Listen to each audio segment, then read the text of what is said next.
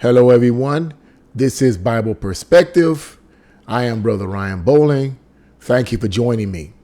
This is the channel where we discuss current events from a biblical and prophetic point of view.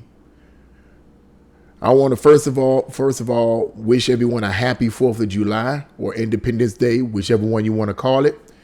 And I hope you guys have had a safe holiday. What I want to talk about today, as God has laid it upon my heart. You know, it's interesting that when I do these topics, because sometimes I'll be wondering what I want to talk about. Man, God, what do I need to talk about today? There's so many different subjects to actually talk about. And sometimes I struggle actually trying to figure out what subject to talk about because it's so many different things to talk about. But suddenly, just literally suddenly, the Holy Spirit dropped in my mind, talk about why it's important for American Christians to recognize the 4th of July.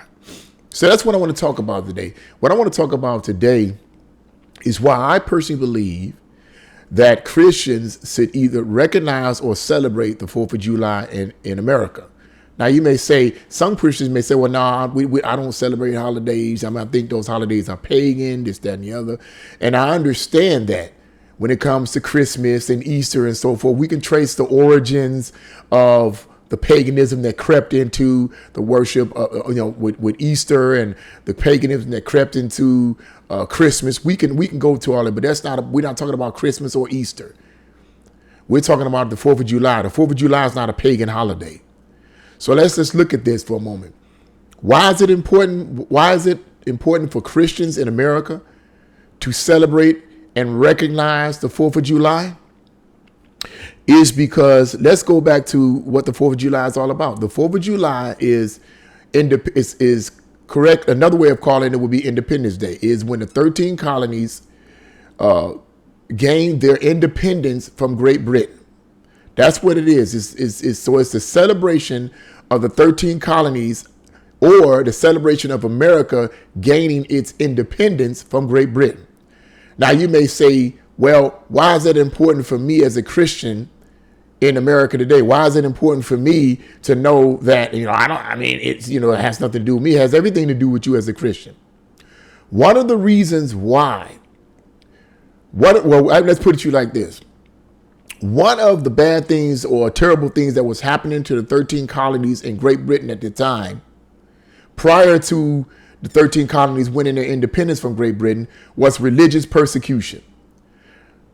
The 13 colonies were suffering all forms of religious persecution. Now, at the time, Great Britain or England had what was called a state-sponsored church. Okay, meaning that although there were different Christian denominations, mostly Protestant, there were very few Catholics, but most of the 13 colonies were Protestant factions, Protestant divisions. They weren't Catholic for the most part. And the Great Britain or England had a state-sanctioned denominational religion. I believe it was Anglican, It was a state-sponsored denomination or a state-sponsored religion, which meant that any one of the 13 colonies that didn't submit to what England, the Church of England wanted, they would be persecuted. And they were being persecuted. When I say persecuted, I'm not talking about, well, somebody talked about them and they got, somebody was talking about me and it made me feel bad. No, they were being burned at the stake. They were being exiled. All kinds of things were happening to them. They were suffering physical persecution because they would not submit to the church in England, the state-sanctioned church. So when they won their independence when the 13 colonies won their independence from Great Britain, it was a blessing. So the 4th of July is a celebration of that. It's a celebration from high taxation. It's a celebration from being having total control over the 13 colonies. They could form their own country, and they were free. Now, why it's important for Christians in America to recognize this and to celebrate this is because if it wasn't for the 13, I'm pretty sure some of you already have seen this coming or anticipated me saying this based on what I just said, because if it wasn't for the 13 colonies winning their independence from Great Britain, you and I as Christians today in America would not have the freedoms to worship God like we want to worship God today. We would be under British rule, and we would have to worship the way the Church of England wants us to worship. What does the First Amendment say? What does it tell us? I'm going to read it to you. It says, Congress shall make no law, Amendment number 1 in the Bill of Rights. Congress shall make no law respecting an establishment of religion or prohibiting the free exercise thereof. Now, what it means by Congress shall make no law respecting an establishment of a religion, the lawmaking body of the United States, the House of Representatives and the Senate are not allowed to create a state-sanctioned religion. That's what that means when it says Congress shall make no law respecting an establishment of religion.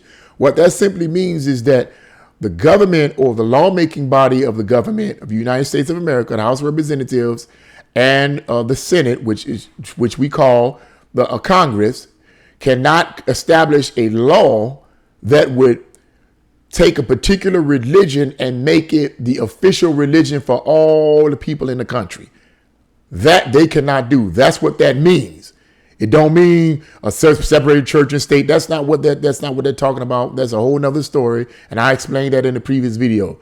It means the government or the lawmaking body of the government cannot make a religious system that all the other religions in the country have to adhere to. That's what it's talking about.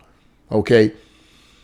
Or prohibiting the free exercise thereof, or abridging the freedom of speech. Basically, prohibiting the free exercise thereof simply means that the government cannot infringe on your right to be free to worship the way you want to worship, and the particular denomination that you may be a Baptist, you may be Pentecostal, you may be charismatic, you may be Episcopal, you may be Presbyterian, whatever that Protestant denomination or even a Catholic. You are free to do that in the country without fear of persecution from the government. So Christians should recognize and even celebrate the 4th of July in America because it is extremely important.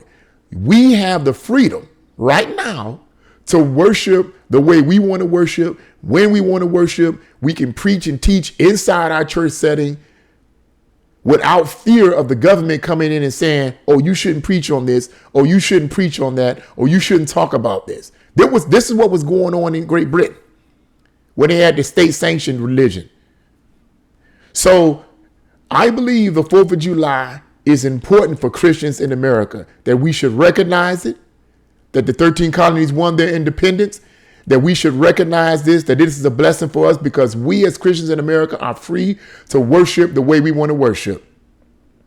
So once again, I wanted to give you guys that information, and I pray and hope that it's been a blessing to you to help you to understand that, once again, 4th of July is not a pagan holiday, so it's not, well, I don't want to worship. It's not pagan.